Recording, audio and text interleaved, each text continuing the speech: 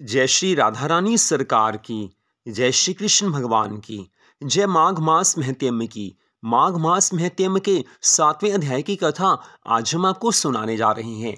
जैसा कि आप सभी जानते हैं कि माघ मास का परम पवित्र समय चल रहा है और माघ मास में जितना भी हम भगवान की भक्ति करते हैं, भगवान की कथाओं को सुनते हैं, उतना ही हमें भगवान की अनंत कृपा मिलती है। तो माघ मास की कथाओं को सुनना और माघ मास में प्रातः स्नान के नियम का पालन करना, ये बहुत ज़्यादा बड़े शुभ कर्म माने जाते हैं। और माघ मास में ही श्रीमद् भागवत कथा सुनना बहुत ज़्यादा शुभ कार्य कहा गया है, तो उस कथा को भी जरूर सुनना चाहिए। और आप सबकी जानकारी के लिए हम बता दें कि हम प्रतिदिन अपने चैनल पर श्रीमद् भागवत कथा भी सुना रहे हैं। तो माघ मास के इस पावन समय में माघ मास की कथाओं को भी आप जरूर सुनें और साथ में श्रीमद् भागवत कथा भी अवश्य सुनें।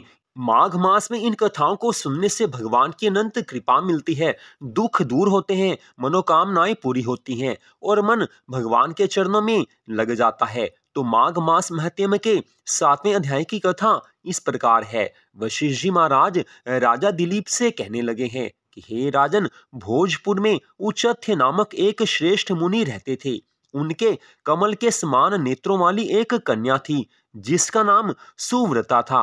वह माघ मास में प्रतिदिन सुबह ही उठकर अपनी सखियों के साथ कावेरी नदी के पश्चिमगामी प्रवाह में स्नान किया करती थी।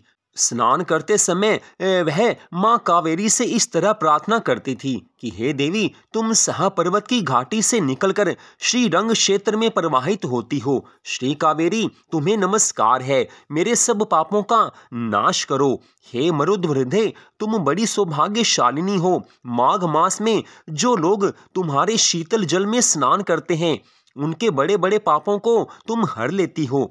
हे माता, मुझे मंगल प्रदान करो। हे पश्चिम वाहिनी कावेरी, मुझे पति, धन, पुत्र, संपूर्ण मनोरथ तथा पातिव्रत्य पालन की शक्ति दो। ऐसा कहकर सुव्रता कावेरी माँ को प्रणाम करती और जब कुछ कुछ सूर्य का उदय होने लगता, उसी समय वह नित्य स्नान किया करती थी। इस प्रकार उसने 3 वर्षों तक माघ मास का स्नान किया। उसका उत्तम चरित्र तथा गृह कार्य में चतुरता देखकर पिता का मन बड़ा प्रसन्न रहता था, क्योंकि जिसकी पुत्री ऐसी सौभाग्यशालिनी हो, वो पिता तो प्रसन्न रहेंगे ही रहेंगे। वे सोचने लगे कि अपनी कन्या का विवाह किससे करूं। इसी बीच में कुत्स मुनि ने अपने पुत्र ब्रह्मचारी वत्स का विवाह करने के लिए उचथ्य की सुमुखी कन्या सुव्रता का वर्ण करने का विचार किया है। सुव्रता बड़ी सुंदरी थी, उसमें अनेक शुभ लक्षण थे। वह बाहर भीतर से शुद्ध और निरोग थी। उस समय उसकी कहीं तुलना नहीं थी। वत्स मुनि ने उससे विवाह करने की अभिलाषा प्रकट की है।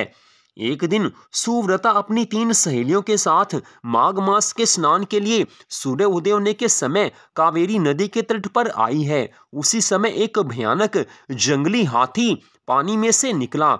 उसे देखकर सुव्रता आदि कन्याएं भय से व्याकुल होकर भागने लगी हैं। हाथी भी बहुत दूर तक उनके पीछे पीछे भागने लगा। चारों कन्याएं वेग से दौड़ने के कारण हांफने लगी और तिनकों से ढके हुए एक बहुत बड़े जल शून्य कुएं में गिर पड़ी हैं। अर्थात ऐसे कुएं में वो गिरी हैं जिसमें जल नहीं था। कुएं में गिरते ही उनके प्राण निकल गए हैं। जब वे घर लौटकर नहीं आई, तब माता पिता उनकी खोज करते हुए इधर उधर भटकने लगे हैं। उन्होंने वन वन में घूमकर झाड़ी झाड़ी छान डाली। आगे जाकर उन्हें वही गहरा कुआं दिखाई दिया जो तिनकों से ढका होने के कारण प्राय दृष्टि में नहीं आता था। अर्थात उस कुएं पर तिनके, घास फूस आदि पड़ा रहता था, जिस कारण वो दूर से किसी को नजर नहीं आता था। ध्यान से देखो तो ही मालूम होता था। तो उन्होंने देखा कि कमल लोचना कन्याएं कुएं के भीतर निर्जीव होकर पड़ी हैं। उनकी माताएं कन्याओं के पास चली गई और शोकग्रस्त होकर बारंबार उन्हें छाती से लगाकर कहने लगी हैं कि हे विमले, हे कमले, हे सुव्रते, हे सुरसे। इस तरह से उनका नाम ले लेकर विलाप करने लगी हैं। कन्याओं की माताएं जब इस प्रकार से जोर जोर से क्रंदन कर रही थी, रो रही थी, उसी समय तपस्या के भंडार कांतिमान, धीर तथा जितेंद्रिय श्री मृंग श्रृंग ऋषि मुनि वहां पर आ पहुंचे हैं। उन्होंने मन ही मन एक उपाय सोचा और सोचकर उन सबको आश्वासन देते हुए कहा है कि जब तक इन कमल नयनी कन्याओं को जीवित ना कर दूं, तब तक आप लोग इनके सुंदर शरीर की रक्षा कीजिए। ऐसा कहकर मुनिवर आज परम पावन कावेरी नदी के तट पर आए हैं और कंठ भर पानी में खड़े हो मुख और भुजाओं को ऊपर उठाए हुए सूर्यदेव भगवान की ओर देखते हुए मृत्यु देवता की स्तुति करने लगे हैं। इसी बीच में एक समय वही हाथी पानी के भीतर से उठा और उन ब्राह्मण मुनि को मारने के लिए सूंड उठाए बड़े वेग से उनके समीप आ गया। हाथी को ऐसे क्रोध की अवस्था में देखकर भी मुनिवर मृग श्रृंग जल से विचलित नहीं हुए हैं, अपितु चित्र लिखित से चुपचाप खड़े रहे। पास आने पर एक ही क्षण में उस गजराज का, उस हाथी का क्रोध शांत हो गया। वो बिल्कुल शांत हो गया है। उसने मुनि को सूंड से पकड़कर अपनी पीठ पर बैठा लिया।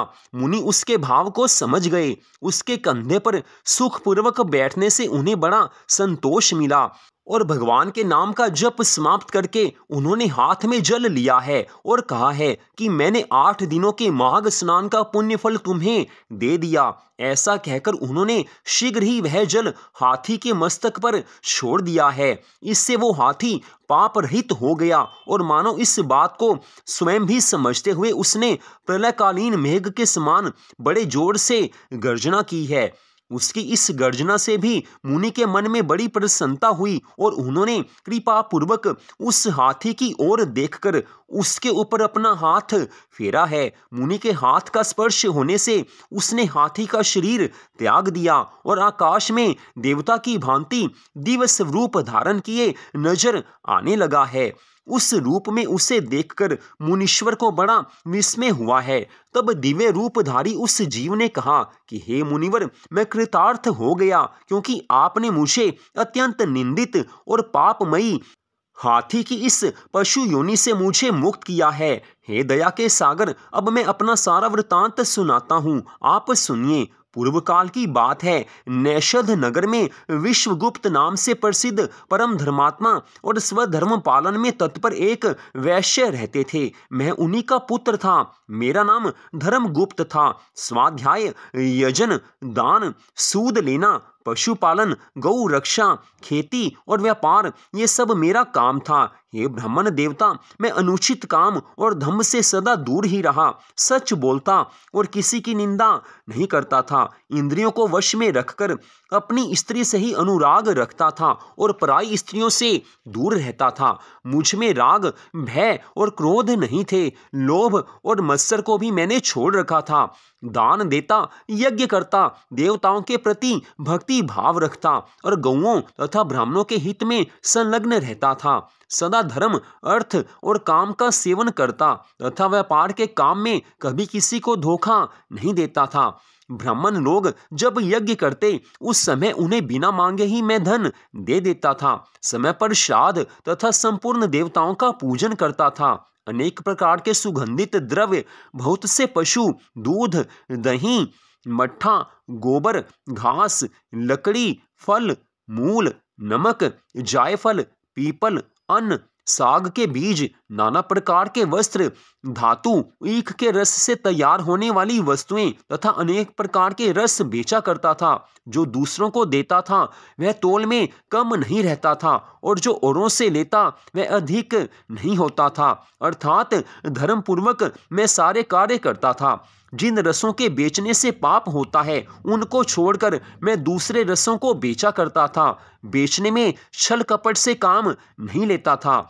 जो मनुष्य साधु पुरुषों को व्यापार में ठगता है वह घोर नरक में पड़ता है तथा उसका धन भी नष्ट हो जाता है। मैं सब देवताओं, ब्राह्मणों और गौओं की प्रतिदिन सेवा करता और अपाखंडी लोगों से दूर रहता था। हे ब्राह्मण देवता, किसी भी प्राणी से मन, वाणी और क्रिया द्वारा ईर्ष्या किए बिना ही जो जीविका चलाई जाती है वही मेरा परम धर्म है। यही मेरी सोच थी और इसी सोच के साथ मैं अपनी जीविका से जीवन निर्वाह करता था।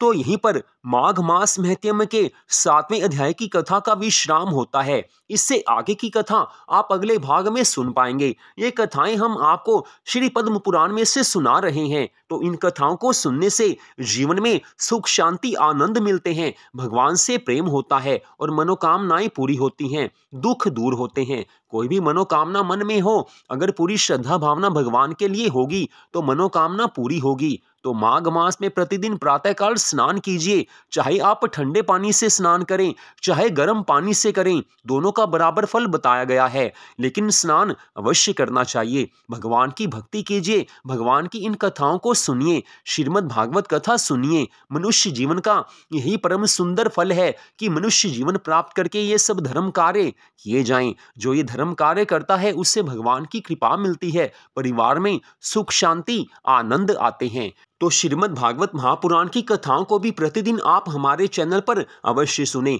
और इस कथा में जो आपने सुना है, इससे अगले भाग में इससे आगे की कथा को सुनाया जाएगा। तो आज की इस परम सुंदर कथा को आपने सुना, आप सबका हार्दिक धन्यवाद। जय श्री राधा रानी सरकार की, जय श्री कृष्ण भगवान की, जय माघ मास महत्म की, जय सदगुरुदेव श्री बंसी वाले महाराज की। जय जय श्री राधे, जय जय श्री राधे, जय जय श्री राधे श्याम।